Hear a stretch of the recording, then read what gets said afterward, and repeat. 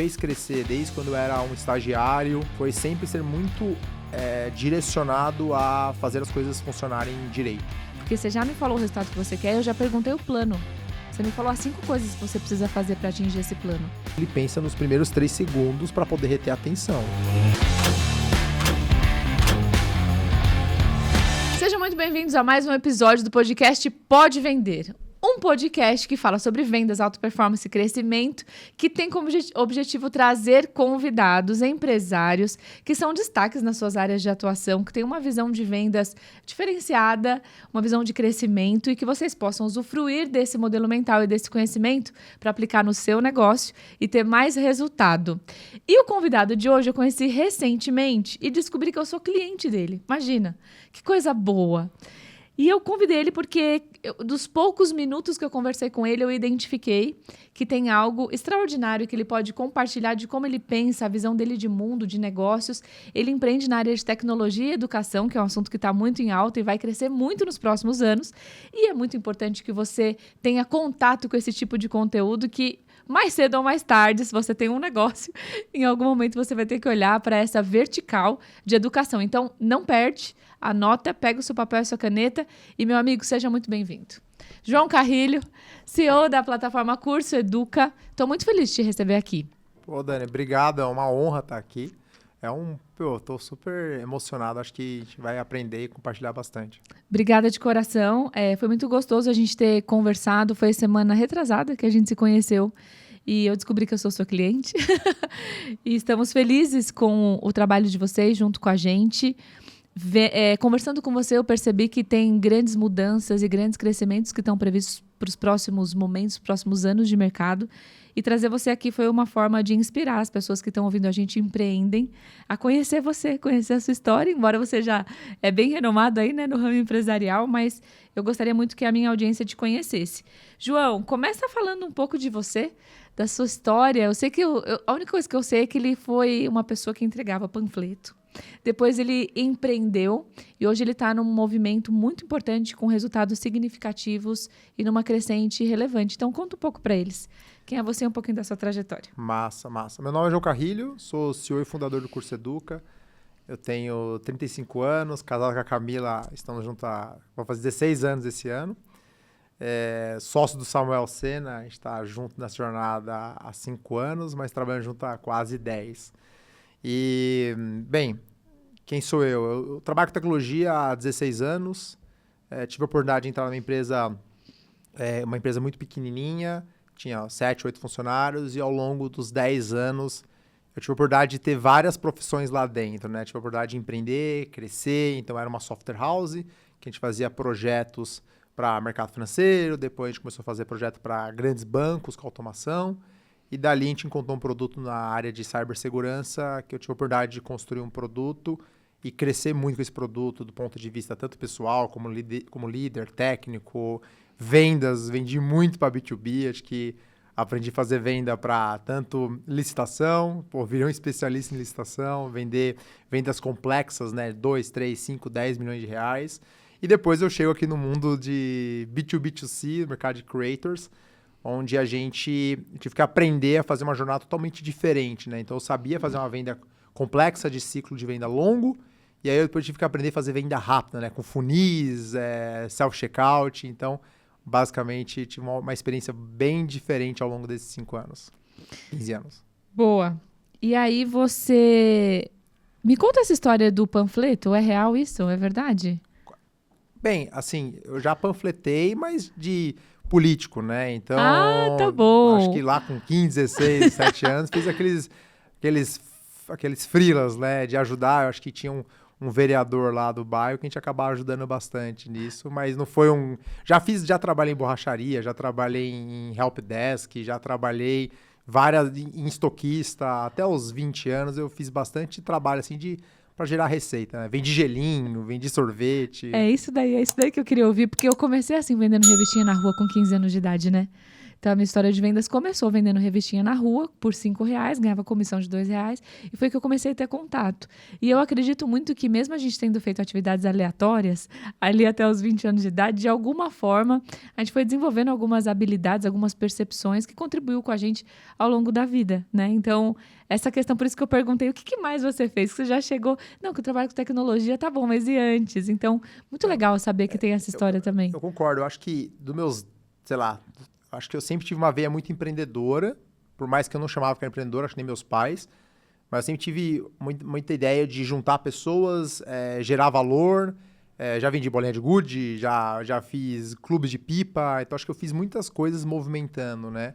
E eu acho que meus pais serem comerciantes, pequeno comércio, e sofrer tanto, eles não me incentivaram a empreender. Então, primeiro, me incentivaram muito para uma carreira sólida, segura, e por ser empreendedor, vendedor, eu acho que eu tive, ao longo da jornada, eu falei, pô, eu quero empreender, eu quero construir, eu quero vender. Eu acho que foi mais, mas sempre, desde sempre, juntar grupos, vender pequenas coisas, gerando valor, né? Ótimo. Agora, João, cara, você é novo ainda, você já está aí. Eu imagino que o seu negócio é um líder, está entre os líderes de mercado daquilo que você faz, se não for o top 1 ali, entre tecnologia e educação. Depois você vai falar um pouco mais sobre a sua empresa. Mas antes de falar da empresa, e a empresa, na maioria das vezes, é um reflexo, uma extensão do dono, né, e de quem fundou. Se você pudesse olhar para dentro de si, qual habilidade você acredita que você tem, a mais poderosa, que te trouxe até aqui? Com a idade que você tem, com os resultados que você tem hoje. Massa.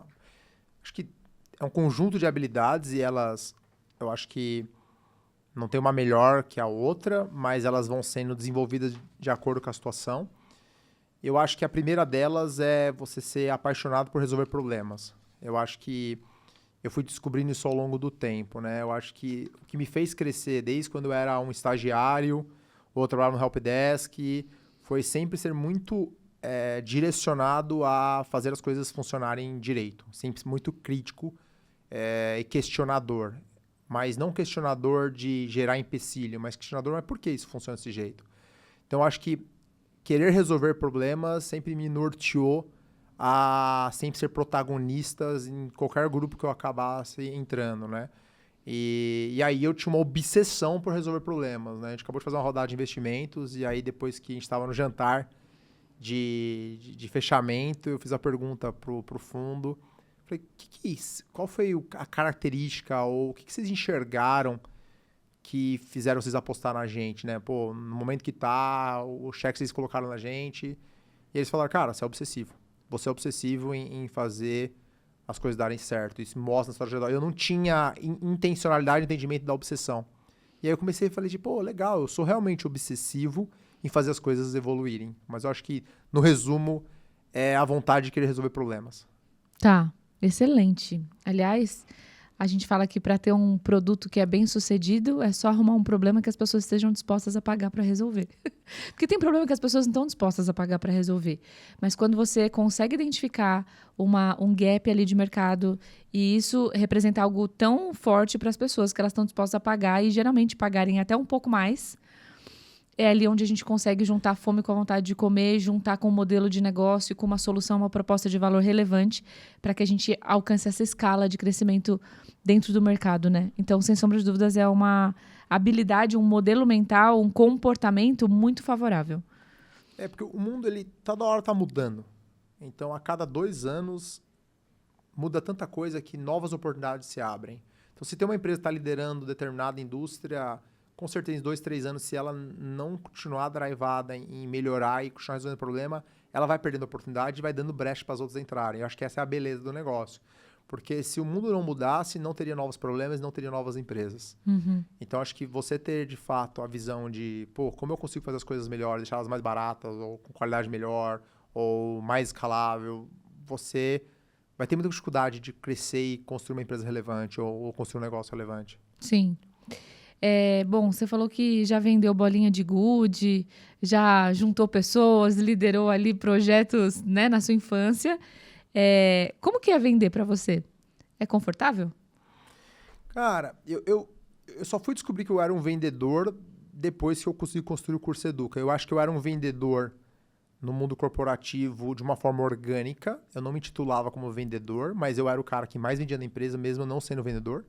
Então, 60% do faturamento da empresa vinha por parte do time de operação, porque a gente tinha muito mais habilidade de construir soluções mais complexas e, naturalmente, tinha um prêmio maior sobre isso. E eu fui aprendendo que eu sou um tipo de vendedor mais consultivo. Talvez eu não seja um vendedor de emoção, que vai chegar lá e fazer motivação, como tem uma série de outros vendedores que dominam muito isso. Eu acho que eu sou um vendedor que tem uma habilidade de ir a fundo e fazer uma venda um pouco mais robusta, mais complexa. Mas eu acho que, de acordo que eu quero resolver problema, eu tenho que ter alguém para pagar para resolver esse problema. Então, naturalmente, eu acabava sempre ficando na ponta do dinheiro. Então, não importa qual área que eu estava, eu acabava indo para perto do dinheiro. Então, eu devo construir uns 30 produtos da minha vida. Toda vez que eu vi um produto que ele não estava na linha do dinheiro, eu fazia ele chegar na linha do dinheiro de uma forma ou de outra. Qual que eu estou fazendo hoje no curso Educa? Eu faço chegar perto do dinheiro. Porque você começa a entender que é onde você tem um prêmio maior, onde você tem mais oportunidades, tem mais velocidade de resolução. E eu acho que isso que muda completamente. Acho que todos nós somos vendedores. Do meu desenvolvedor lá, júnior, ele está se vendendo. Ele está vendendo o código dele, está vendendo o tempo dele, está vendendo as ideias dele. Acho que todo mundo tem que vender. Somos todos vendedores, com mais técnica ou menos técnica. É, exatamente. Exatamente isso que eu ia falar. A gente tem essa filosofia, né, de que todo mundo é vendedor. A gente até tem um quadro que a gente vai fazer agora, que é um quadro só pra gente descontrair um pouquinho, que é uma delícia. A gente sempre dá risada, é muito bom. Mas é para trazer isso, que não importa qual convidado a gente tem aqui, todo mundo é vendedor. Então, nesse quadro, que é o quadro do Pode Vender, a gente traz um elemento inusitado. Não é uma venda complexa, tá? Agora você vai ser desafiado a vender uma coisa simples, que você não está acostumado, porque você é um vendedor de high ticket, entendeu? Um vendedor, assim, de outro nível. Mas a gente vai fazer uma brincadeira. Eu vou colocar uma caixa aqui, tá? Vou tirar essa garrafa daqui. Vamos fazer? Já, porque tá dentro do contexto. É rapidinho. Ó, tem uma caixa aqui, que é a caixa do Pode Vender. Meu Deus. Aqui dentro tem um objeto, que eu não sei qual é, um objeto X, que você vai abrir a caixa, vai olhar qual que é o objeto, e aí você vai ter uns 30 segundos para elaborar como que você venderia esse objeto para mim. Você pode usar criatividade, você pode inventar o que você quiser, você pode atribuir a esse objeto alguma característica que não é inerente a ele, mas que, como você é criativo e pensa muito em possibilidades de soluções diferentes, fica à vontade, aqui é livre, você pode fazer o que você quiser. Eu sempre compro no final, então... Porque é convidado, né? Convidado a gente nunca vai criticar, vai dizer, você podia ter vendido assim. Não, convidado a gente sempre compra e fala, olha, tá tudo certo, eu já lembro lá do Lobo de Wall Street, né? Compra essa caneta, me vende essa caneta. Exato, né? Exato. Não, mas aqui é tudo muito leve. Então, olha o objeto, abre aí a caixa... Enquanto você elabora a sua ideia de como que você vai vender, tá? Tá bom. Elabora aí na sua cabeça, eu vou passar um recado para nossa audiência e depois a gente começa no quadro, você vai ter ali 1 minutinho. Fechou? Tá bom. Quem diria, né, João? Pois é. Uma pessoa séria, um desenvolvedor, tecnologia, educação, empresa crescendo, inteligentíssimo, vai ter que vender um negócio aqui para mim no podcast. Essa é a graça do podcast também. Então vamos lá, enquanto você elabora, eu vou passar um recado. Gente, sempre falo isso no podcast, mas se você é um empresário, se você quer escalar no seu negócio, pensando em vendas, em liderança, em treinamento do seu time, capacitação do seu time comercial, você precisa conhecer o Prosperous Club, que é a nossa mentoria de negócios, minha mentoria e do Joel. Somos os 2 mentores desse projeto e a gente direciona a mentalidade estratégica de CEOs, treinamos esses líderes comerciais e treinamos semanalmente o time comercial pensando em alta performance, mais crescimento, mais lucratividade. Tem um processo de seleção para ser escolhido para estar nesse grupo com a gente, mas se você sente que você tem muito espaço para crescer e que você não tem atingido ainda o resultado que você gostaria, principalmente de vendas e visão estratégica, faz sua aplicação, que o meu time vai entrar em contato com você e a gente vai te mostrar como a gente consegue te ajudar, tá bom?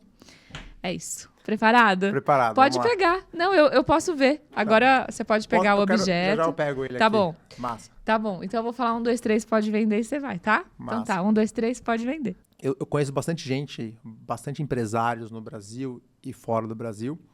E uma das coisas que eu aprendi ao longo dessa jornada é o quão você conhece profundamente a história de uma empresa, o líder e o quanto você conhece aquele produto, né? Você acha que como uma vendedora sofisticada, você entende a importância de estar um passo à frente e conseguir estar preparado no meio de uma oportunidade.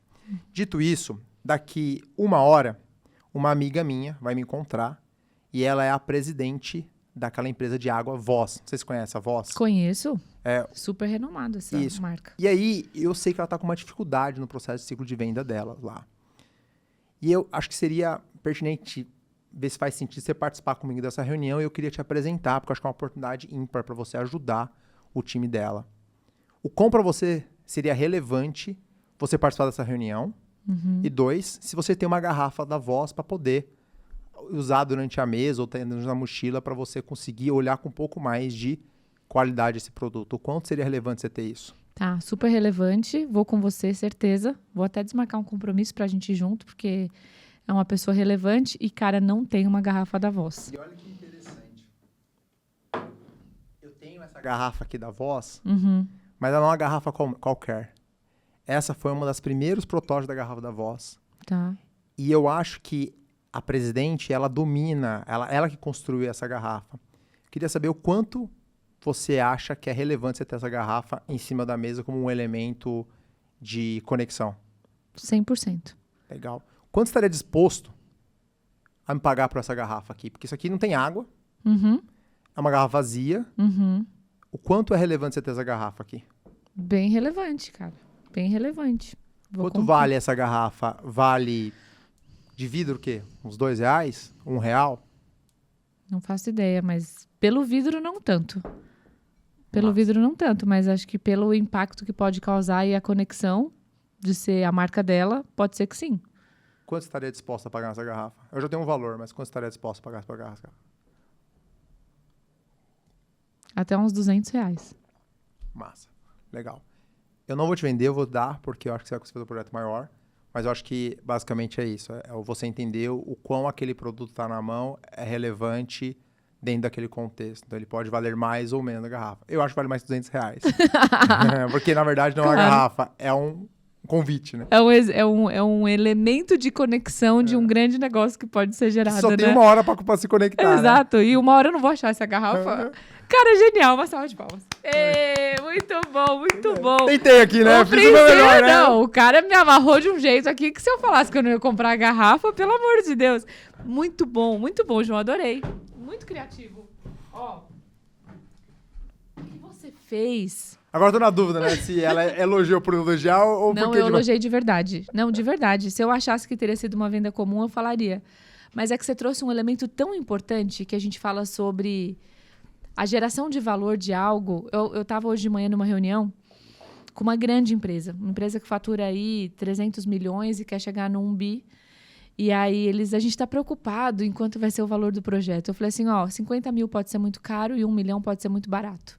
A pergunta não é o quanto você vai pagar no valor do projeto, é o quanto o projeto tem potencial e poder de eficiência, de fato te ajudar a chegar nesse resultado que você quer. Porque você já me falou o resultado que você quer, eu já perguntei o plano. Você me falou as 5 coisas que você precisa fazer para atingir esse plano. E no 5º elemento, e mais um 6º elemento que você não falou e que eu acredito que deveria ter no seu plano e não tem, é aqui onde a gente pode sair de um crescimento de 50% esse ano para um crescimento de 70%. Porque tem mercado endereçável, é um mercado que movimenta 300 bilhões de reais só no Brasil, e vocês estão faturando 300 milhões. Ou seja, é muito pouco perto de onde pode chegar. Tem o dinheiro que você vê e você não está conseguindo pegar, e tem o dinheiro que você nem vê. Então, o que você fez aqui foi gerar uma percepção de valor de uma garrafa que não é de uma garrafa de vidro que tem água dentro. É o que ela pode me gerar de negócio que eu nem vi, mas que você me mostrou. Então, essa geração de valor e ajudar o cliente a enxergar aquilo que sozinho ele não consegue ver é uma habilidade muito importante para vendedores de alta performance e para empresas também que têm um processo de vendas baseado na geração de valor, em realmente identificar e diagnosticar a dor do cliente, e o fato de você ser obcecado por encontrar problemas te faz ser um vendedor muito investigativo. Porque você, de fato, se preocupa em entender, não, mas calma aí, me fala o que é que mais você precisa, onde é que mais dói. Né? Quando a gente se conheceu, E eu falei que eu era sua cliente, você falou assim, mas como que tá sendo? Como que pode eu não ter conhecido você? Cara, é tanto cliente que a gente tem, como que pode? Você é uma das principais clientes e tal. Como que eu não conhecia? Como passou embaixo do meu radar, né? Como eu não vi isso? Exato, como que eu não vi isso? Então, é muito legal. Essa dinâmica, ela é muito simples, mas ela traz tantos aprendizados e uma visão tão evidente de que às vezes a gente negligencia uma coisa básica. As pessoas acham que, de fato, elas só vendem garrafas. Não, elas não só vendem garrafas. Às vezes você acha que você só vende o que você vende. Não, não é só sobre o seu produto. Não é só sobre o seu serviço. Tem várias coisas intangíveis ao redor disso que, se a gente souber explorar de forma intencional, tanto a empresa, estrategicamente, quanto o vendedor que está na frente do cliente, a gente vai sair na frente. A maioria das empresas e vendedores, elas agem de forma automática, cumprindo protocolos e cumprindo processos comerciais que ficam frios se a gente não para pensar em como que a gente, de fato, consegue gerar valor e essa percepção do negócio do lado do cliente de uma forma muito mais humanizada, né? Porque muito bom. no caso da garrafa, assim, aí tem os clichês, né? Você tá com sede, você quebra uma garrafa, você gosta da marca. Então, dado a sofisticação do cliente que tem um interesse, tem que fazer uma associação de valor, né? Se você não faz associação de valor, ou gera um valor para ele para depois fazer uma outra venda, ou você ancorar, é muito difícil, né? Principalmente quando a gente fala, pegar uma garrafa de vidro aqui, eu vou usar uma técnica, sei lá, X. Então, você tem que pensar, acho que dentro do que é possível de gerar valor para todos os lados, né? Sem dúvida. Bom, a Cursaduca tem 5 anos, certo? Que você fundou, ou um pouquinho mais? No mercado de creators, oficialmente, a gente está desde 2022. Tá bom. E nos primeiros 2 anos ali, a gente estava entendendo o mercado como um todo. Assim. Tá bom. Então, desde 2022... Empreendendo desde 2020 e Cursaduca oficialmente desde 2022. Tá bom. 2022. Me fala um pouco dessa construção. Em que momento vocês estão agora? Qual o tamanho de vocês hoje? Tá? E como foi esses 3 anos? Porque 3 anos é muito pouco, né?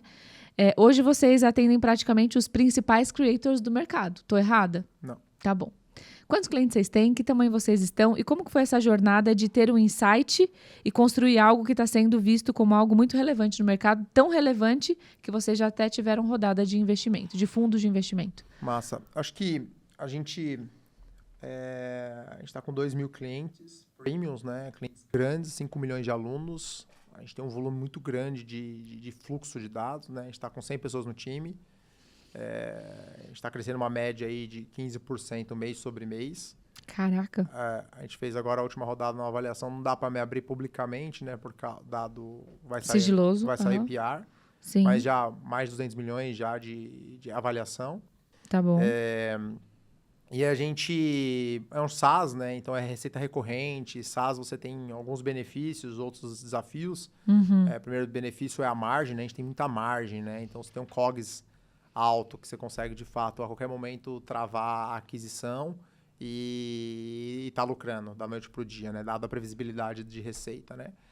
E o desafio é o processo da escala. Então a gente conseguiu até aqui pegar uma deficiência do modelo de SaaS e continuar a escalar graças ao mercado de creators, porque a gente conseguiu entender quais são as habilidades do mercado de creators como todos, infoprodutores, que é saber subir funis, criar funis.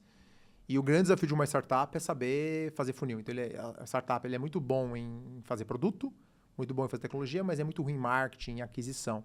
Eu acho que por nós estarmos empreendendo para esse mercado que a gente convive o dia inteiro com aquisição, mas muito ruim, às vezes, processo de entrega e produto, a gente modelou muito esse mercado, eu aprendi muito com isso.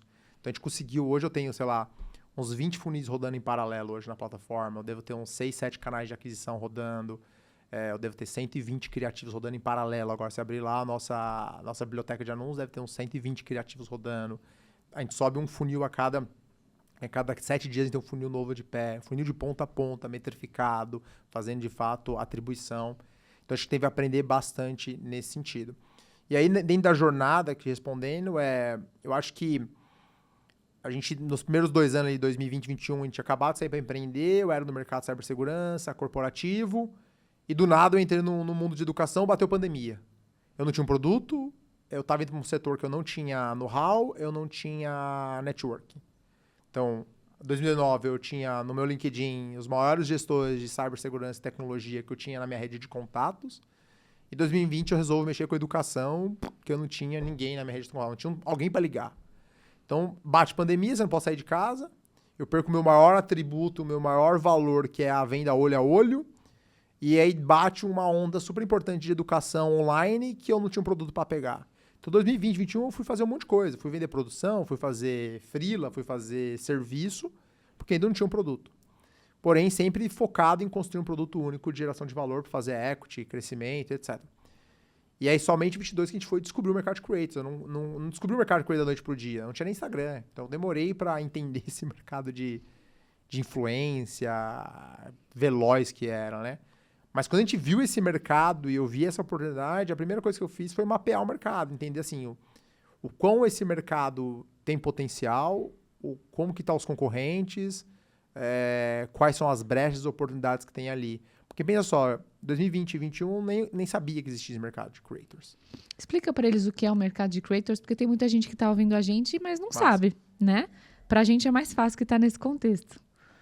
Legal, acho que eu estava até ontem numa imersão, e aí você falou, pô, cada um tem um conceito do que é creators, né?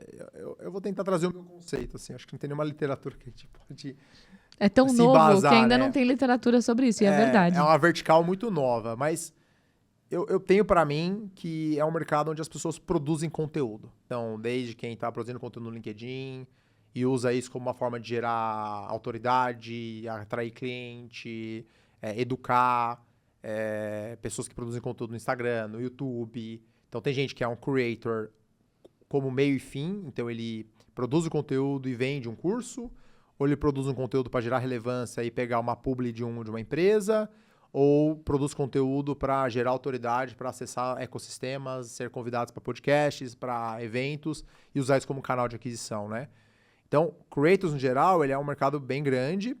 A gente está, nesse primeiro momento, pegando o mercado de infoprodutores que usam a produção de conteúdo, ele produz conteúdo e vende conteúdo. Então, ele vende curso no final, vende mastermind, comunidade e etc. Porém, de acordo com que ele vai crescendo, ele vai virando um creator, depois ele vai virando um influenciador. Acho que o Joel J é um grande exemplo disso. Depois ele vai virando um empresário. Ou pessoas que são empresárias que têm tanto sucesso, depois ele quer desenvolver canais proprietários, ele vai desce para a educação, começa a produzir conteúdo nas mídias. Então ele pode fazer os dois caminhos, né? Então, se eu fosse fazer uma bola de mapa de mercado, seria infoprodutor, depois creator, influenciador, empresário. Que você pode começar como empresário e descer para influenciador creator ou vice-versa, né? E aí a gente começou pelo a parte menor da indústria, que era os infoprodutores, que era a educação, que é conhecido como vendedores de curso ou os coachings, mas já está mudando, essa percepção já mudou bastante.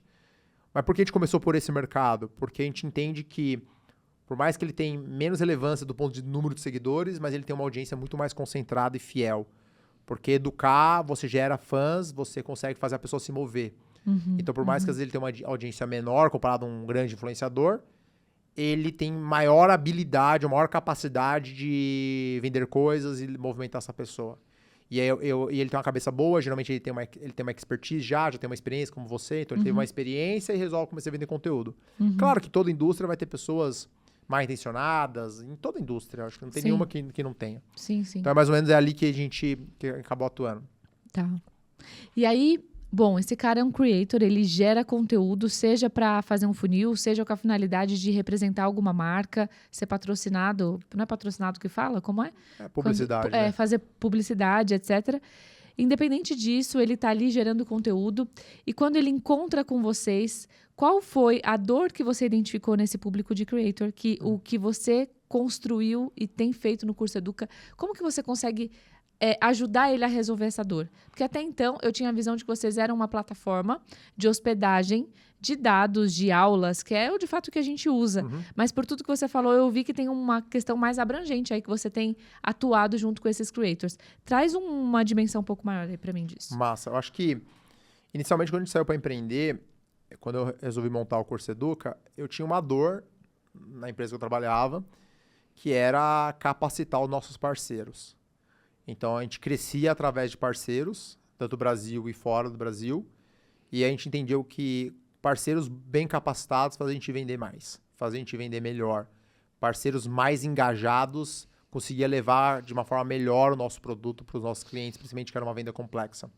Então, chegou um momento que a gente teve que decidir, ou eu crio o produto ou eu faço vendas. Não dá para a gente fazer os dois do ponto de vista de tecnologia. Então, a gente trouxe os parceiros como canais de go-to-market. E aí eu comecei a investir muito tempo, eu era diretor de operações, eu comecei a investir muito tempo em formar esses parceiros, tanto do processo pré-venda e pós-venda. Então, desde você formar o pré-venda, o vendedor e o pós-venda. Então, a gente tinha que fazer esse processo de educação continuada. E na época, quando eu procurava soluções para isso, era muito soluções de treinamento corporativo, de colaboradores, muito mais na verba de RH, né? E eu falei, pô, mas eu preciso de uma coisa que eu possa falar sobre minha verba, sobre a minha autonomia, falar com esses parceiros de dentro para fora, uma comunicação de dentro para fora, engajar eles, gerar comunidade, gerar um senso de comunidade. E aí eu saí para empreender para resolver essa dor, porque eu tive essa dor, comecei a resolver lá dentro, deu certo, vi que tinha uma oportunidade enorme, e eu falei, pô, eu vou endereçar esse tipo de problema. Aí bateu a pandemia, etc. Fui pro mercado de creators, e quando eu olhei o mercado de creators, falei, pô, esse mercado, a plataforma líder cobra 10% numa taxa de transação, que eu falo, pô, isso aqui é um absurdo, e quer dizer que esse mercado é muito novo. Não é um absurdo porque é injusto, não, é um absurdo porque o mercado ainda é muito novo. Porque não tinha opção, né? Não tinha opção, não tinha concorrência. Então eu falei, pô, essa indústria é muito nova. Então a primeira coisa que eu fiz foi mapear e entender esse mercado. Comparar Latam, Brasil e comparar Estados Unidos para ver como que estavam os momentos de maturidade. E aí é uma coisa que a gente acaba desenvolvendo, sabe fazer benchmark, etc. E aí quando eu olhei lá, eu falei, puta, beleza. Esse mercado está acontecendo um movimento muito parecido com o movimento lá de 2000 para 2010 dos e-commerces, né? Então, primeiro você tem um e-commerce pequenininho, a pessoa vai crescendo, vai sofisticando, ela precisa ter um e-commerce próprio. Então, ela começa pelo marketplace, depois ela começa a virar uma empresa e ela precisa ter uma estrutura própria. E foi mais ou menos esse movimento que a gente enxergou. Eu falei, pô, vai ter os creators, os infoprodutores, que são muito pequenos, vão faturar muito pouco, ele vai trabalhar como uma renda extra e vai ter aquelas pessoas que vão faturar e vai virar uma empresa em cima disso e ela vai precisar de mais sofisticação, vai precisar de mais autonomia, vai precisar construir uma estrutura em volta disso. E aí foi esse pilar que a gente resolveu se posicionar, ele é um pilar mais difícil nesse primeiro momento, porque você tinha que pegar só o player maior, porém, a tendência é que se o mercado cresce, você está bem posicionado, em vez de eu ter mais um checkout que eu concorro com um líder que está dominando lá. Então, eu jamais entraria com uma solução para concorrer com o mesmo produto sem dinheiro. É morte na certa. Então, se eu não encontrasse uma categoria que eu tivesse habilidade ou capacidade de liderar, eu jamais teria entrado. Então, qual é a dor que a gente resolve? Então, eu vou dizer que tem o creator, o infoprodutor, que ele é o amador, não amador do ponto de vista que ele é ruim, muito pelo contrário, e tem o creator que começa a profissionalizar, começa a viver disso. Então ele sai lá dos seus 50, 60 mil de faturamento e começa a faturar ali 200, 300 mil no ano, por mais que é um time pequeno, mas a margem é alta, ele já começa a viver disso.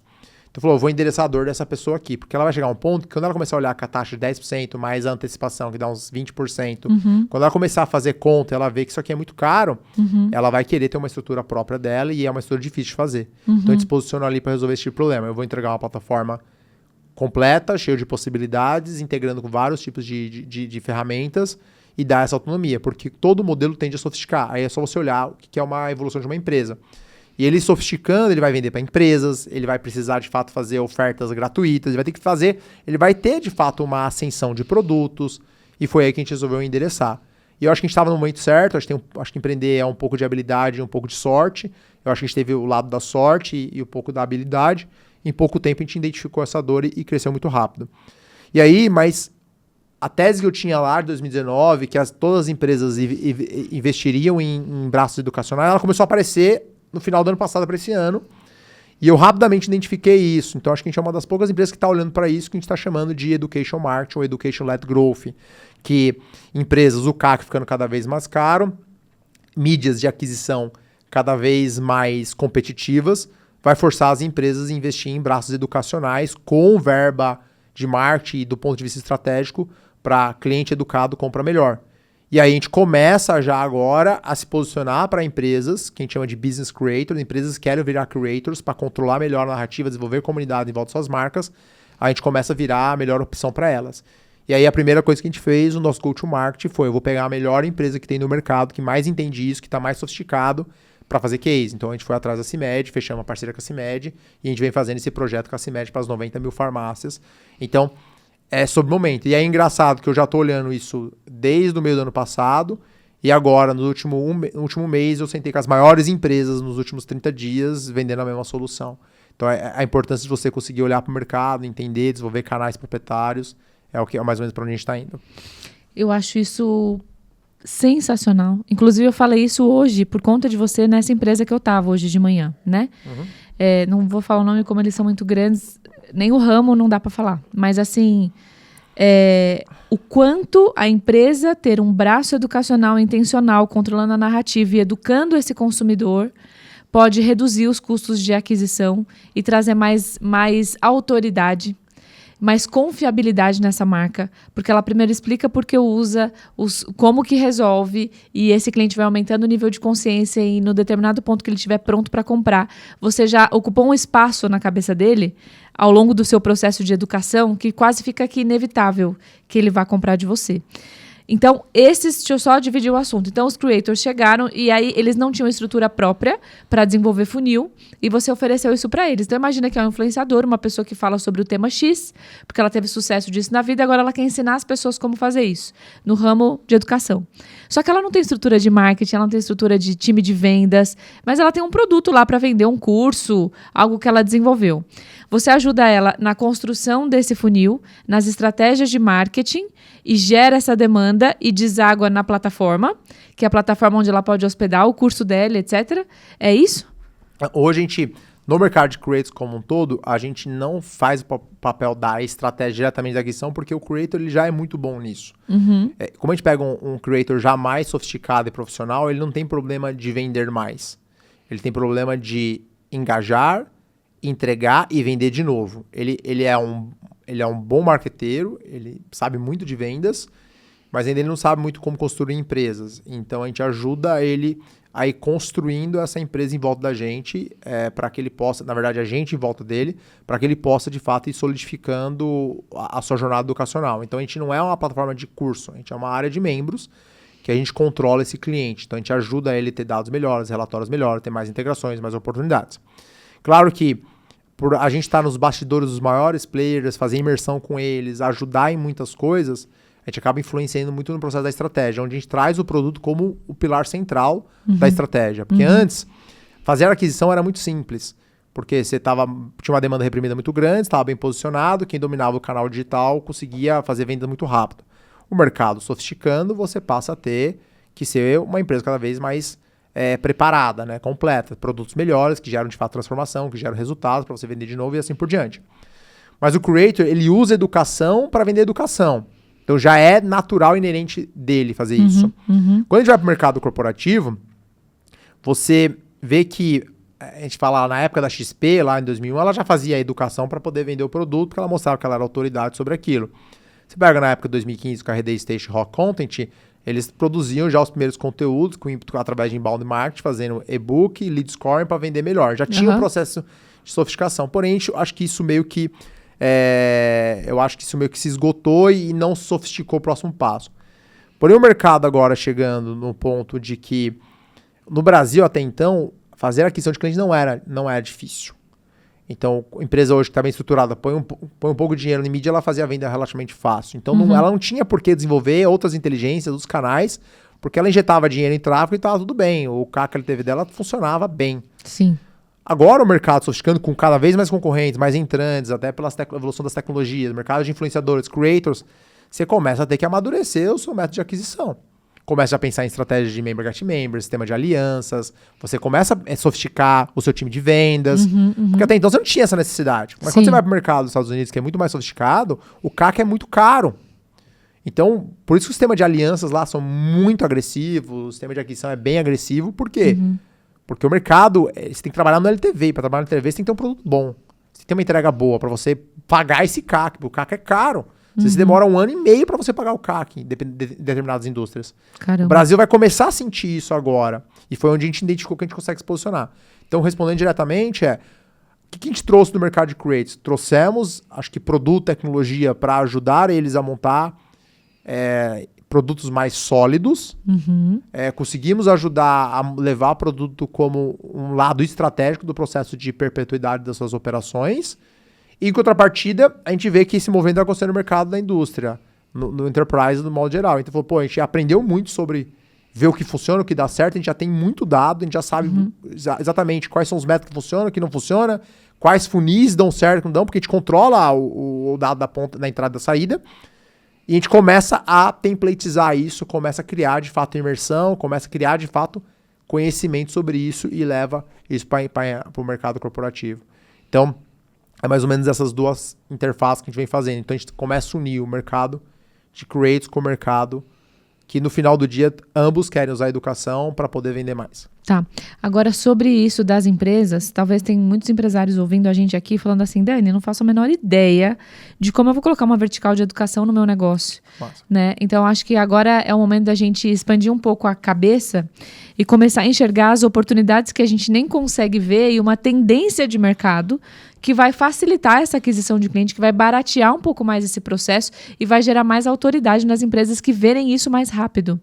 Porque também a empresa que for a pioneira nisso, e acho que legal se você puder contar um pouco do case da CIMED e o que foi feito e como que vocês estão nesse controle de narrativa de uma forma... Quem diria que uma indústria farmacêutica poderia ser uma empresa de educação para um público específico de clientes que compram deles, e com isso ele ter mais acesso a dados, a controlar essa narrativa de mercado e a ter mais poder, porque quem tem mais informação tem mais poder.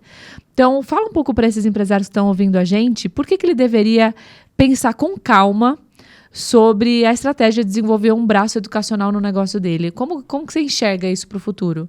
Legal. Óbvio que tem particularidades de cada setor, cada indústria, né? Eu não sei se isso aplica para todas, mas eu acho que quando você tem que lidar com um intermediário, um parceiro, ou você tem que lidar com um cliente final, dependendo se você não tem um monopólio, uma autonomia completa, educação sempre é um caminho muito bom. Porém, as pessoas veem a educação daquela forma rudimentar ou antiga, né? Ou pego o que tinha... tem até estudos que pessoas preferem lavar uma louça do que assistir um LMS, né? Por quê? Porque o cara vai lá, grava um curso de 1 hora, 2 horas, sem nenhum tipo de elemento, joga numa plataforma que não é atrativa e manda a pessoa assistir. Pô, isso é um porre.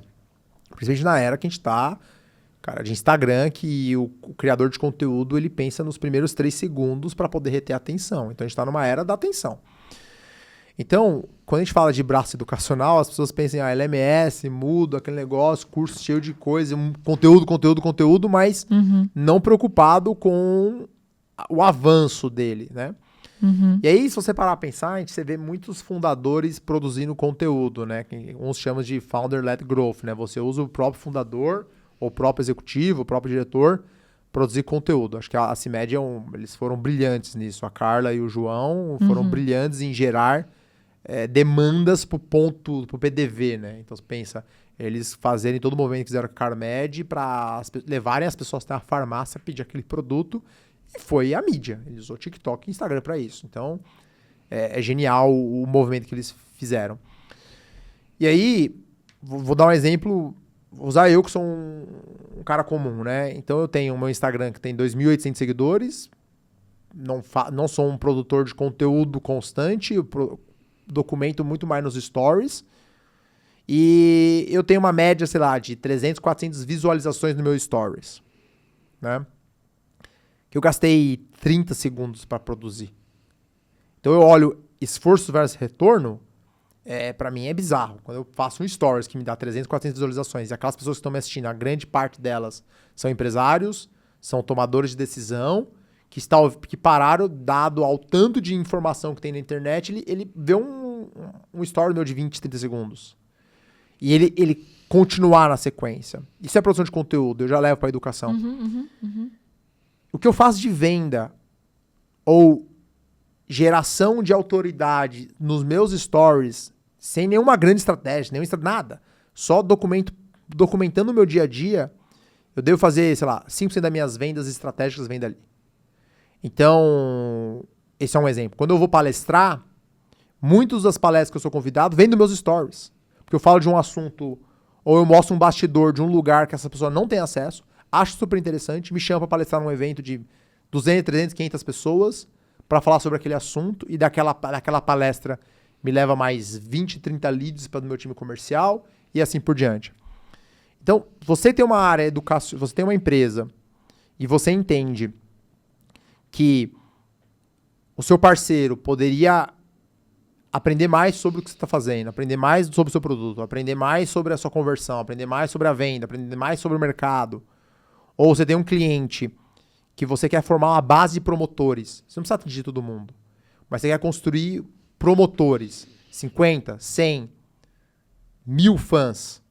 E esses 1.000 fãs, você usar eles como Pessoas que você vai fazer um teste rápido. Você vai fazer um piloto. Você fazer um volume de uma antecipação é muito valioso. A CIMED faz muito isso. Eles têm 1.500 representantes, 1.500 vendedores.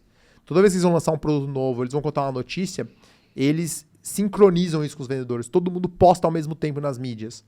Imagina você pegar 1.500 fãs, 1.000 fãs, postando para as suas comunidades 100 seguidores, 200 seguidores, 500 seguidores, 1.000 seguidores, 2.000 seguidores ao mesmo tempo. Você consegue atingir de uma forma orgânica 10 mil, 20 mil, 100 mil pessoas, gerando já uma audiência.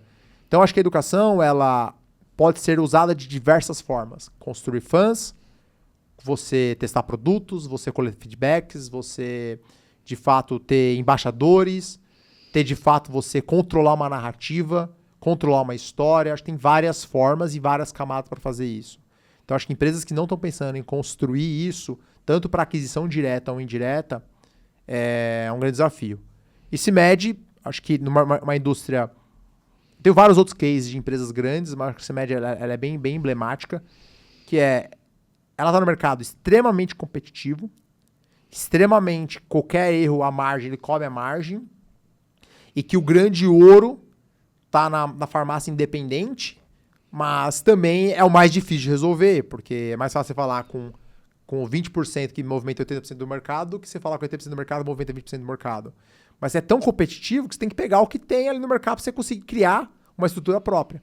Então, para você sair de um faturamento de 2 para 10 bilhões em 5, 6 anos, que é a meta ousada deles, que está aberto e público isso, eles falam, eu preciso aumentar o TAM, eu preciso fazer que o farmacêutico, que é um grande parceiro meu, eu preciso fazer pequenas sofisticações com ele lá, que se eu ajudo ele a aumentar 5% do faturamento dele no mês, eu gero mais 1.000, 2.000 reais de faturamento, que me gera mais 200, 300 reais de venda, de faturamento meu. Em 60 mil farmácias independentes, isso é muito poderoso. É muito poderoso. Então, talvez você não consiga impactar todo mundo. Talvez você não vai fazer o farmácia dobrar o faturamento. Você tem uma limitação física, uma limitação de espaço, de região.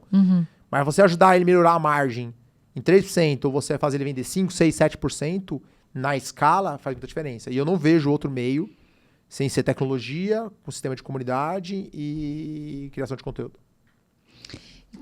E como que é isso na prática, né? Eu não sei se você pode entrar nesse detalhe, mas assim, tem 90 mil farmácias que consomem os produtos da CIMED e que de alguma forma a gente precisa se conectar com esse cara e educar ele de boas práticas que podem fazer ele faturar 5%, 7% mais. Como que a gente chega nele? Essa é uma pergunta que talvez o empresário tenha. Dani, hoje eu tenho 2.000 clientes. Dani, hoje eu tenho 40 mil clientes. Como que eu consigo chegar nele de uma forma mais prática e mostrar para ele, ou direto ou indiretamente, como eu posso ajudá-lo, engajar ele e fazer com que o resultado dele, ou a percepção de valor que agora ele está enxergando mais sobre mim, faça com que ele compre mais, com mais frequência, mais vezes, e que ele influencie, inclusive, nesse mercado, a decisão de compra de outras pessoas. Porque a gente sabe o quanto um fã influencia uma outra pessoa a consumir aquele produto que ele defende, entende? Massa. Eu acho que tem... Entender muito da jornada de cada cliente, né? Então... você tem que entender aonde ele está consumindo esse conteúdo e como você vai, de fato, levar essa informação para ele. Então, você pode mandar pílulas no WhatsApp, no e-mail, no SMS, dependendo do canal. Você conseguir, de fato, entregar para ele uma experiência estilo Duolingo numa página para um celular, onde você faz uma experiência de gamificada, de desafio, rápida e prática. Como você pode conseguir levar ele para um aplicativo, vai depender muito da jornada de desejo e de conversão, né? Então, você vai fazendo isso em etapas e vai convertendo isso em etapas. Se você consegue fazer ele baixar um aplicativo e você consegue trabalhar push notification com ele, você consegue fazer uma jornada com ele, esse é um passo super importante. Mas, primeiro você tem que entender qual é a dor que ele tem lá, claramente, e qual é a única coisa que você pode, de fato, que se você fizer agora, você vai conseguir ter a atenção dele clara. Então, sei lá, o caso da CIMED era qual é a única coisa que se a gente fizer agora, se eu tivesse como multiplicar a cabeça do João Adib, ter 60 mil João Adibs no mesmo momento, e nas 60 mil farmácias, falar, se você falar alguma coisa, você fazer alguma coisa, vai fazer essa pessoa já vender mais, ou eu ter essa atenção dela por mais 10, 15, 20 minutos, é aí que a gente tem que focar. Então, no caso lá, a gente fez um desafio estilo Duolingo, que é uma jornada, que a gente chama de prateleiras magnéticas, que é para ajudar de fato, o farmacêutico aumentar a área quente da farmácia dele e movimentar os medicamentos ou os produtos de uma forma um pouco mais estratégica. Então, desde... Você vai ter farmácia de 18 metros quadrados, 30 metros quadrados, 40 metros quadrados, você tem uma série de variações, tem que entender como funciona essa jornada e como eu posso ajudar ele a...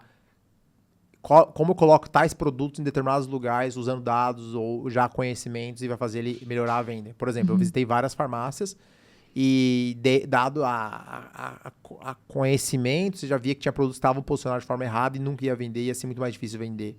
Então tem pequenos detalhes que geralmente são as coisas mais básicas que as pessoas não têm acesso à informação e essa informação ela não é feita para que ele tenha acesso. Então desde você ir no Instagram e passar esse conhecimento ou você estimular ele a fazer isso.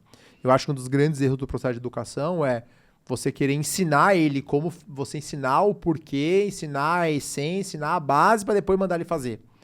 E, cara, a gente tá numa era que as pessoas não querem fazer isso. A pessoa quer já, tipo, cara, me dá já o que eu tenho que fazer. Depois você me ensina como mexer no Excel em todas as funções. Eu só quero saber, cara, eu só preciso fazer essa fórmula aqui. Não tem que me ensinar a história do Excel para isso.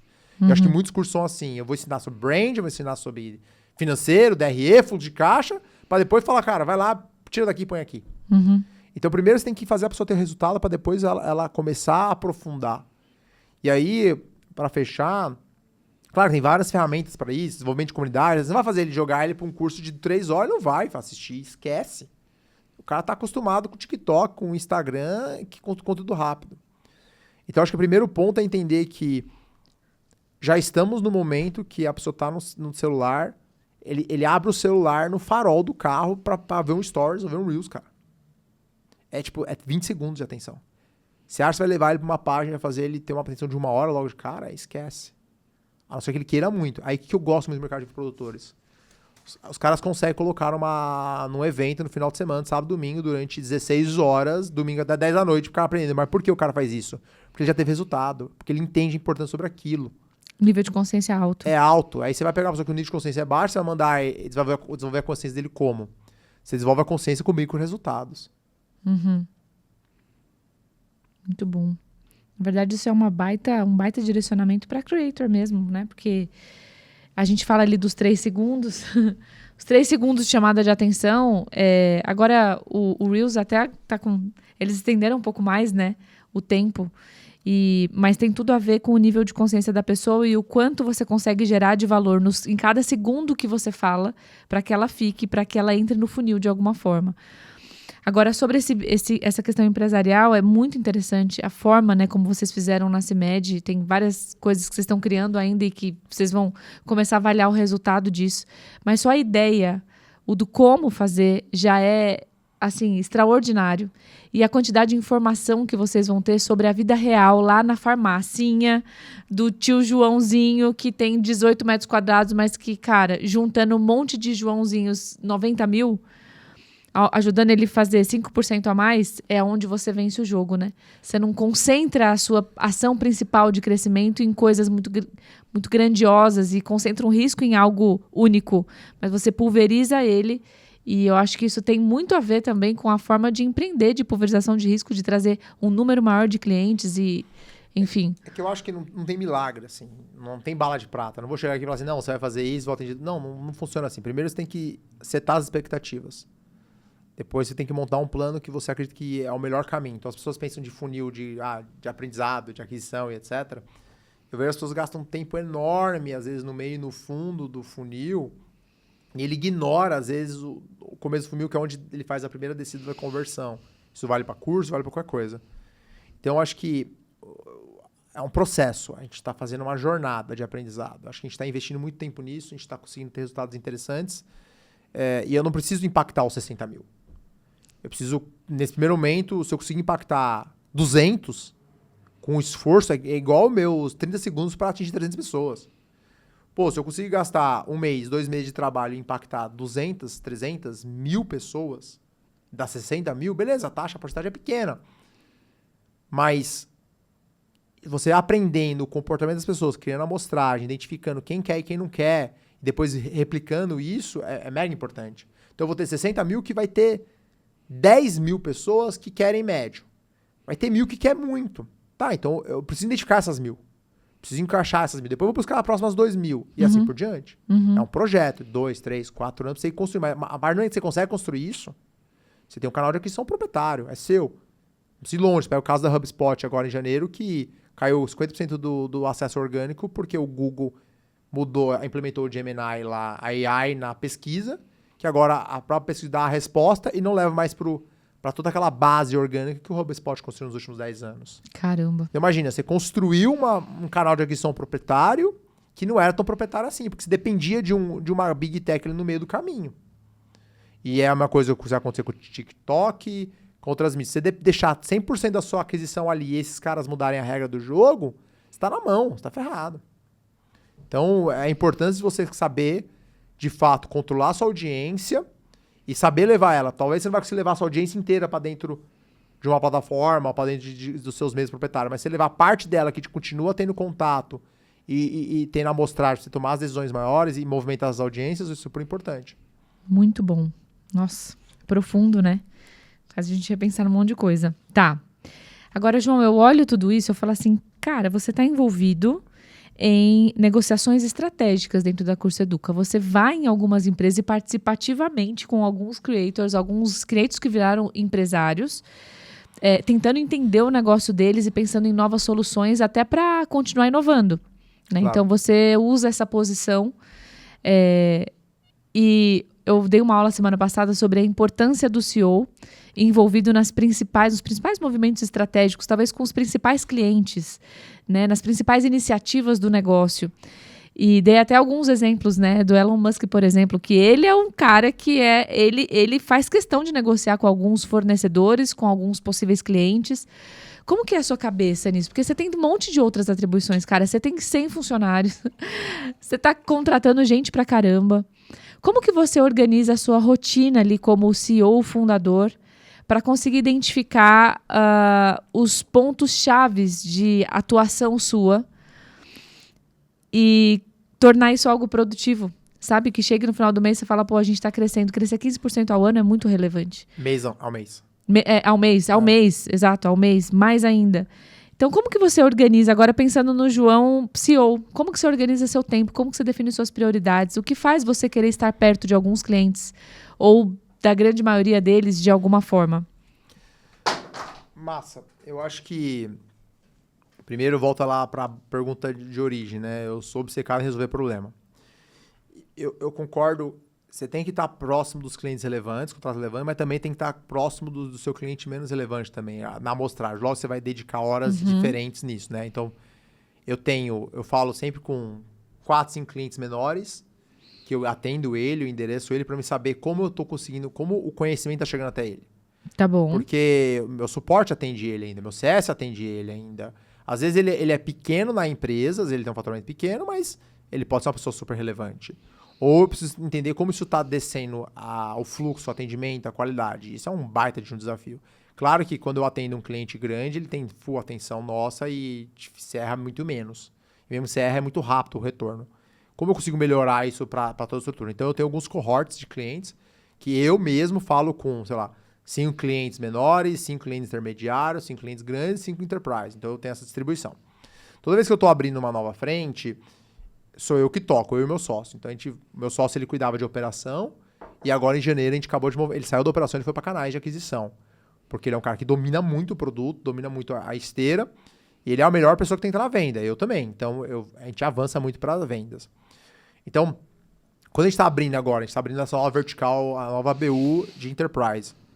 Cara, enquanto isso não está formatado, enquanto isso não está masterizado, enquanto a oferta não está clara, eu e ele tá vendendo.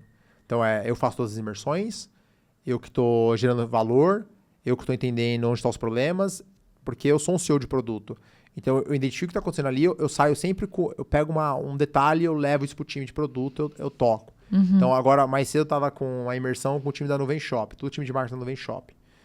Então, dali eu fiz 2 horas e meia de reunião com eles, eu já saí com 2 pequenos insights super relevantes, simples, que eu já saí e entrei em ligação com a minha head de produto, passando para ela o que ela tem que mexer agora.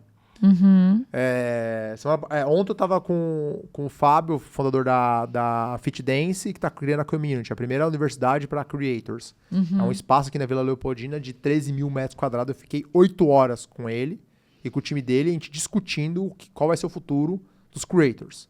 Porque estão fazendo um investimento de 45 milhões de reais num espaço físico, acreditando que eles vão transformar esse mercado. Porra, então é muita troca, é muita informação relevante, sabe? Então, é muito rico o tanto de informação que a gente vai coletando.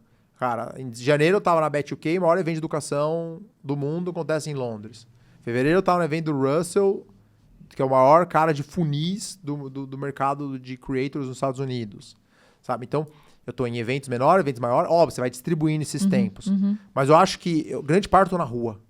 Grande parte eu tô olhando olho no olho, olhando o cliente, entendendo as dores e volto e vou fazendo rituais dentro de time. Eu tenho que ter pessoas muito boas embaixo de mim para que eu possa encadeando isso. Parte do meu tempo tá no marketing, parte do meu tempo tá em comercial, parte do meu tempo tá no produto e parte do meu tempo tá nos talentos. Então eu distribuo mais ou menos assim. Tem hora que eu tô um pouco mais no comercial, tem hora que eu tô um pouco mais no marketing, porque ainda eu tô seniorizando parte das lideranças. Isso é um baita desafio. Ontem era meia-noite, eu tava contratando programador.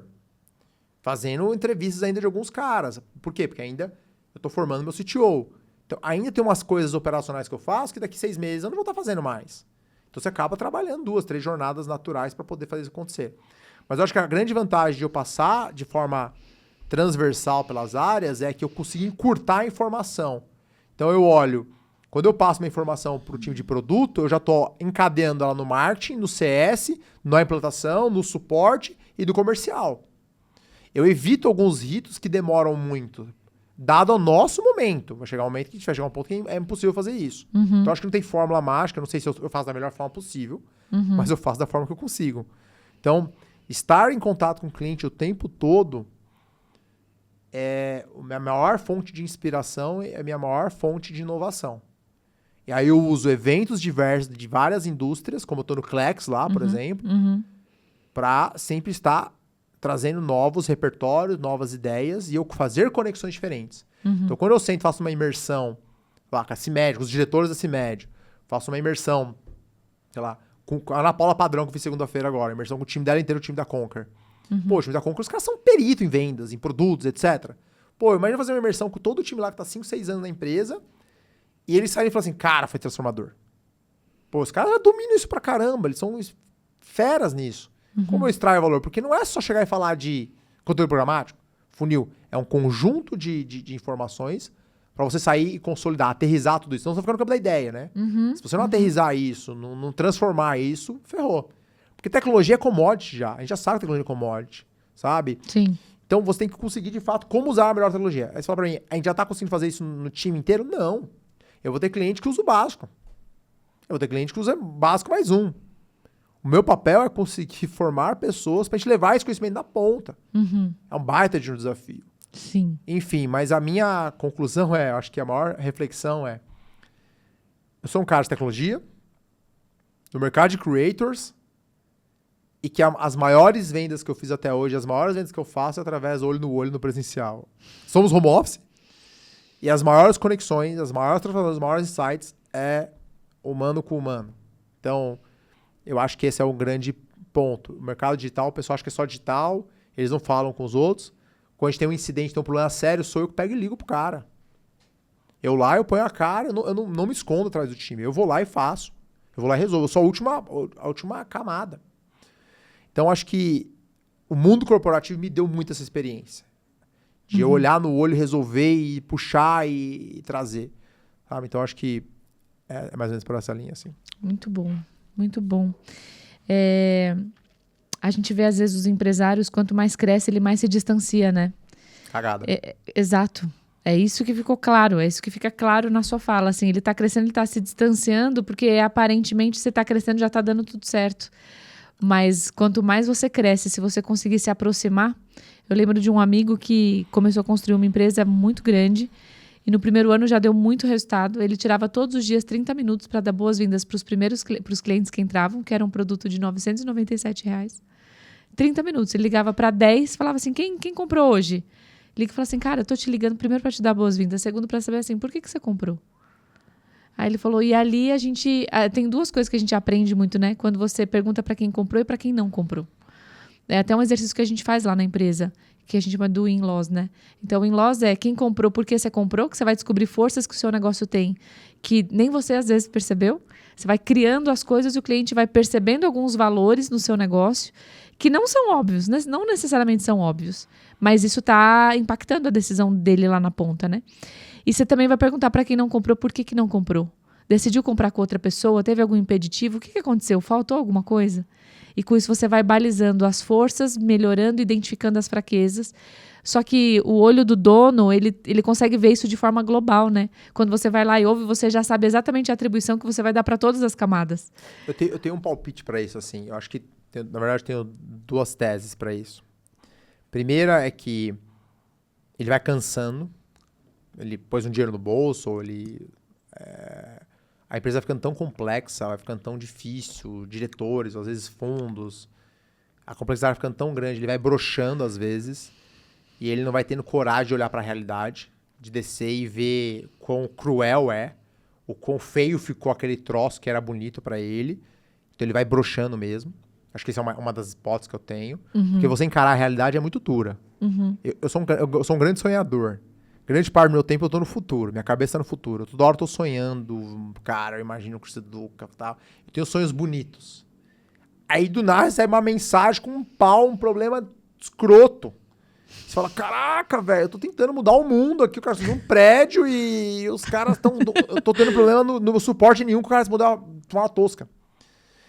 E é cruel, é duro. E aí um pouquinho que você cresce, você põe uns diretores embaixo de você, eu ponho uns diretores embaixo de você, e você se blinda atrás deles. Você tem medo de olhar no olho. E aí que vem a graça do creator. Porque eu palestro de tempos em tempos. Não dá pra se esconder. Eu tive um problema que, primeiro, antes de falar sobre isso, em um minuto, eu acho que tem o tamanho da ambição que você tem. Qual o tamanho da ambição? A minha ambição nem é tanto financeira, nunca foi. Eu nunca fui me drivar lá, eu quero ter uma Porsche, Não, nunca tive muito isso. Eu sempre tive uma ambição de, cara, eu quero construir uma empresa que eu pago um pau, que eu me desafio todos os dias e que eu falo que todo dia eu tô hoje aprendendo. Eu sempre fui muito movido por esse caminho. Eu quero toda hora falar, cara, eu aprendi muito hoje. Eu tenho isso como muita obsessão. Eu quero chegar no final da minha vida e falar, nossa, que vida animal que eu tive. Vivi 10 vidas aqui dentro. Eu vejo o mundo é tão gigante, complexo, tantas perspectivas que, pô, valeu. Foi massa. Pra mim, eu tenho muito esse aspecto. Que me dá muita obsessão de construir, crescer e construir, crescer. E aí, voltando pra parte de você palestrar, eu lembro que no primeiro semestre do ano passado, a gente tava crescendo muito rápido, tava com muito problema na empresa. Tem ainda um monte de problema. Mas no ano passado, assim, de março a maio, foi sinistro. Eu tomava 5 escaladas por dia de cliente. Cliente entrava no grupo de WhatsApp de vários outros clientes e reclamava. Assim, foi um negócio sangrento. Porque crescendo muito rápido, colocando gente pra dentro, muito volume, tecnologia nova, muito problema, muito problema. E aí, me chamaram pra palestrar num evento de 600 pessoas, e eu sabia que ia ter, sei lá, uns 50, 60 clientes nossos. Isso foi em abril. Primeiro, qual é a primeira coisa? Eu vou falar, não vou. Vou se esconder. Os caras vão me tacar o ovo lá de baixo. Eu vou morrer ali, os caras vão me fuzilar. E aí eu fui lá pro evento e tem que ir, muitas vezes eu tenho que ir, cara, eu tô angustiado. E eu entro pela porta da frente, chego no começo e eu vou olhar olho pro olho. E eu já peço a lista de clientes que eu tô com problema e eu vou lá falar com ele. Fala, cara, meu nome é João Carrilho, sou o fundador do curso Educa, eu sei que a gente tá tendo problema com o suporte, tal. É olho no olho, o cara, e eu falo, cara, eu vou resolver, anota aqui, ligo pra alguém, já mando alguém entrar em contato pra começar a resolver. E aí eu lembro que eu fui palestrar e eu falei, o que eu vou falar no palco, cara? Já vou começar pedindo desculpa. Gente, desculpa estar aqui. E eu tive a brilhante ideia de fazer uma palestra sobre bastidores de uma startup. Aí eu subi e escrevi, vou fazer uma palestra sobre bastidores de uma startup. Aí eu comecei falando todos os problemas. Eu abri tudo. Cara, problema disso, cara, esse...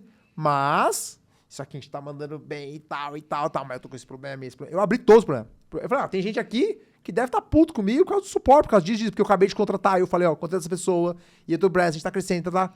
Quando eu desci do palco, todos os meus clientes me abordavam, cara, eu sou muito fã de vocês. A gente tem uns probleminha lá também, mas, cara, tamo junto. Eu gosto de vocês por causa disso, cara, eu tô aqui pra te ajudar. Eles falando pra você, né? E aí, se você chega no palco, nariz em pé, e é isso, aquele outro, ele vai olhar pro lado, é tudo mentira. Ele vai cutucar e falar. Ou ele vai mandar num grupo. Sacou? Agora, quando eu chego e falo, cara, não, os caras são bons, tem um negócio, mas tão bom. Então é isso. Quando você se distancia do seu cliente, você tá ferrado. E no mercado de creator não dá. Não dá. Não tem como, porque você tá lá. Inclusive, o próprio creator, né? Porque a cara dele faz parte do processo de venda retenção e monetização. Venda, retenção e monetização. E não tem como ele fugir. Porque para ele continuar crescendo e produzindo, ele vai ter que botar a cara dele lá de alguma forma, né? E como uma pessoa que pratica aquilo que diz, cada vez mais você vai também contribuir com essa questão educacional da importância de colocar tecnologia e inovação dentro das empresas, das grandes empresas. Ou seja, a pessoa vai saber quem você é, ela sabe onde te achar, né? Sim, é diferente dos CEOs que são escondidos e tem perfil fechado. O cara me aborda no LinkedIn, me aborda no direct, no Instagram. Ele vai me abordar, mas eu agradeço que ele me aborda. Assim, vai ter um cara ou outro que quer atenção, vai acontecer. Mas eu agradeço que ele me aborda. Pô, outro dia, tem 3 dias atrás, alguém me abordou no LinkedIn, problema na implantação. Cara, eu agradeço que ele me aborda. Eu tenho chance de resolver, eu tenho chance de mexer, sabe? Então é isso. Tem gente que vai esconder e tem gente que vai pôr a cara. Eu gosto de enfrentar. Pra mim é um perfil. Acho que é um perfil, mas gera credibilidade, né? Gera credibilidade. Ó, a gente tá chegando na reta final. Nem deu pra sentir, né? Poxa vida, João, a gente vai ter que fazer outro. Tinha mais perguntas aqui para te fazer, mas a gente está chegando na reta final do nosso podcast. E na reta final, eu gosto de fazer, antes de você passar a sua mensagem final para esses empresários e algo que você sinta no seu coração de falar para eles, seja um aprendizado da sua jornada, seja algo relevante que você quer que eles fiquem atentos nos próximos anos por tudo que você tenha estudado, vivido e vivenciado com outros grandes empresários e aprendido tanto como você compartilhou aqui. A gente vai fazer um bate-bola de 4 perguntas que eu pergunto, é um ping-pong. Eu pergunto e você diz, da forma mais sucinta possível, o que você acredita que é relevante nessas perguntas, tá? Então, a primeira coisa é, na sua visão, que livro todo empreendedor deveria ler? Acho que como base, O Mito do Empreendedor. Cara, é muito legal. Foi o mesmo livro que o nosso convidado anterior também falou. Ah, é? Que massa. O mesmo. O Mito do Empreendedor. Tá bom. Uma ferramenta essencial para um empreendedor digital. Uma ferramenta essencial para um empreendedor digital. Essa você não pode errar. Telefone. Tipo assim, telefone, WhatsApp. Acho que telefone é pegar e ligar. O pessoal esqueceu de ligar. É verdade. Tem uma também que eu conheço que chama ali Curso Educa, também uma ferramenta boa, né? Também. É que eu sou mais básico nesse sentido. Básico é um telefone. Velho. Telefone. O bom e velho telefone. Cara, tem algum mentor, algum empresário que te inspira, que é uma referência para você, que você olha e os seus valores batem com o dele, a visão dele bate com a tua e você se motiva seguindo as ideologias e os pensamentos dele? Cara, não posso assinar 100% embaixo, só posso falar, eu não conheço pessoalmente, mas eu sou muito fã do Fabrício Bloise, o ex-CEO do iFood, agora está na Prozos. Eu gosto muito do jeito dele, eu acompanho ele há muitos anos, já tive a oportunidade de falar 1 ou 2 vezes com ele presencial, mas dado do que eu conheço, dado do que eu já vi, eu gosto muito da forma dele de pensar e a forma dele de construir negócios. Muito bom. E por último, o que empreender é para você? Resolver problemas. Acho que é isso. E eu acrescentaria, por tudo que você falou aqui, né, te conhecendo cada vez mais de perto, é resolver problemas deixando um legado. Porque, de uma certa forma, o que você está construindo vai deixar um legado muito forte na vida das pessoas, né? O que você tem contribuído para essas pessoas que começaram a empreender do nada e viram na solução de vocês uma possibilidade de estruturar melhor os seus negócios, de crescer mais, de escalar mais, certamente impactou e transformou a vida de muita gente. Massa. Então, é um resolver problemas e deixar um rastro de legado, que eu vejo muito isso. Seu olho brilha quando você fala, eu quero resolver problema, mas assim, eu quero construir um negócio relevante, sabe? Isso é muito bonito. Não, tem que movimentar o ponteiro, né? O mundo é muito grande, o Brasil é muito grande, tem muita oportunidade. E eu acho que tem os motivadores para empreender, né? Eu acho que o motivador principal para mim foi quando eu entendi que eu já ia chegar lá por uma questão estatística. Chegar lá é você ter um mínimo de qualidade dado o que a gente entende como sociedade. E eu posso entregar muito mais na minha jornada e eu permitir que outras pessoas que não têm o direito que eu já tive eu poder ajudar e aumentar a sombra para outras pessoas, eu acho que é o que motiva muito, assim. Então, quanto mais você vai conhecendo o mundo, você vai entendendo que o mundo, ele não é 100% honesto e justo, né? Então, se a gente consegue, de fato, dar oportunidade, eu acho que é o que motiva muito. Muito legal. E qual que é a mensagem final que você deixa para essas pessoas que estão ouvindo? O que bate no seu coração, assim, que se você pudesse estar na frente hoje de milhares de empresários, nas mais variadas fases da vida de um negócio, porque aqui a gente vai ter gente que está na fase ali da sobrevivência, que está começando, que está resolvendo 1 milhão de buchas, que também está passando por dores e desafios, e gente que está num negócio mais maduro. Se você estivesse na frente ali de, sei lá, 200 milhões de pessoas te ouvindo, o que você falaria para elas? Massa, acho que tem frases de impactos, acho que tem conceitos importantes, mas tem uma frase que eu gosto muito, que eu acho que a gente usa como base da nossa construção, é do Warren Bennis, que ele fala: nenhum de nós é tão inteligente quanto nós todos juntos, que é o que nos faz humanos, é nos conectar.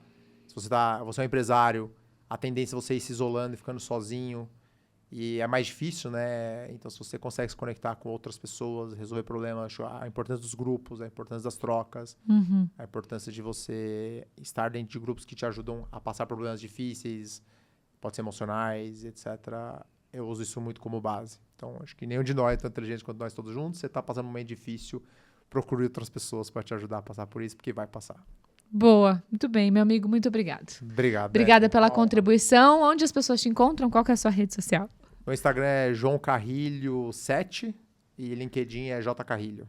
Boa, gente. Segue o João, comenta lá. Fala pra ele lá nas redes sociais dele o que vocês acharam desse conteúdo profundo, com certeza fez vocês refletirem em coisas importantes para o seu negócio. Que Deus abençoe você, sua família, e que você continue com a gente aqui acompanhando nos próximos episódios. Até mais, até o próximo. Tchau!